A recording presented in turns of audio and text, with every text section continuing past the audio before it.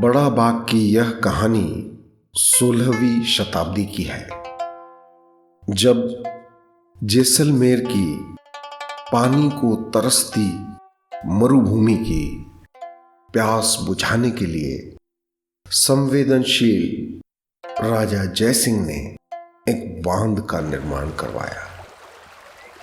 बांध के आसपास की जमीन को 70 से 80 फीट गहरा खोदकर उसमें कश्मीर और नेपाल से लाई गई मिट्टी डलवाई गई और इस प्रयास ने थार के रेगिस्तान में एक मरुद्यान, एक सरसब्ज मकाम पैदा किया।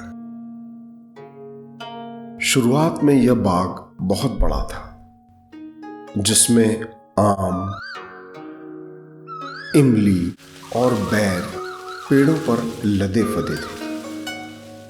यहां खेतीबाड़ी भी होती थी। यह नजारा आज भी मौजूद है।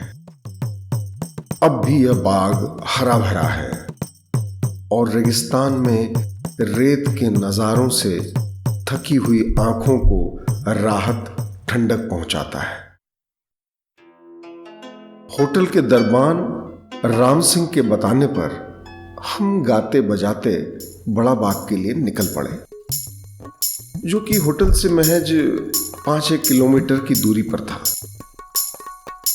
जैसलमेर की यह खूबी है जनाब, चाहे जिधर निकल जाइए, झूमती पवन चक्कियां हुजूम में दिखाई देती हैं। डूबते सूरज के साथ समय के चक्र सी चलती यह पवन चक्कियां हमारे रास्ते को मनमोहक, खूबसूरत और रहस्यमयी बना रही थी। पहुंचने पर देखा कि सूरज की सुनहरी किरणों ने जैसे बड़ा बाग की छतरियों को अपने ही रंग में रंग लिया था। तो साहब, हुआ यूं था कि राजा जयसिंह की मृत्यु के पश्चात उनके पोते ने उनकी याद में बड़ा बाग में एक स्मारक, एक छतरी का निर्माण करवाया। फिर क्या था, मरणोपरांत बड़ा बाग पर छतरियां बनवाना एक परंपरा बन गई। छतरियों का कद राज परिवार की हैसियत के अनुसार बना। छतरियां समान भाव से राजपुरुषों और राजरानियों की भी हैं। हर छतरी में स्थापित स्मृति चिन्ह मृतक राजा का संक्षिप्त परिचय देता है। कई स्मृति चिन्हों में लेख के साथ आकृतियां भी हैं। यह आकृतियां कहानियां कहती हैं।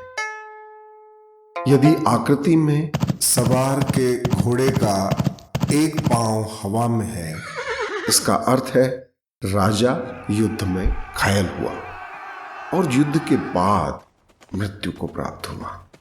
अगर घोड़े के दोनों पांव हवा में हैं, तो वह युद्ध के दौरान वीरगति का परिचायक है। और अगर घोड़े के चारों पांव जमीन पर हैं, तो राजा सामान्य जीवन जीकर मरा। राजस्थान का इतिहास सती प्रथा से अभिषिक्त है, इसलिए मृत राजा के साथ सतियों की प्रतिमा भी दिखाई देती है। यह बाग सती प्रथा के दुखद इतिहास को भी अपने आगोश में समेटे हुए। सांझ के वक्त इन छतरियों के सुनहरी स्तंभ दिए की लौ से उत्तप्त दिखाई देते हैं। सांझ के वक्त इस जगह की खामोशी, एकांत और रहस्यमयता को आसानी से छुआ जा सकता है। कितना समय बीत गया, पर यह बाग अब भी जिंदा है और पूरे विश्व से सैलानियों को अपनी ओर किसी चुंबक की तरह खींचता है। इस राजसी स्मारक में नवविवाहित जोड़े फोटोशूट करवाने आते हैं। कई हिंदी और अंग्रेजी फिल्मों के निर्माताओं को यह जगह आकर्षित कर चुकी है। समय के चक्र में घूमते मनुष्य की असल में इच्छा क्या है?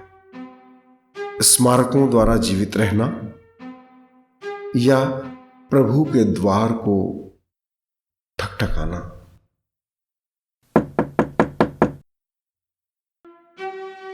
या पुनर्जन्म?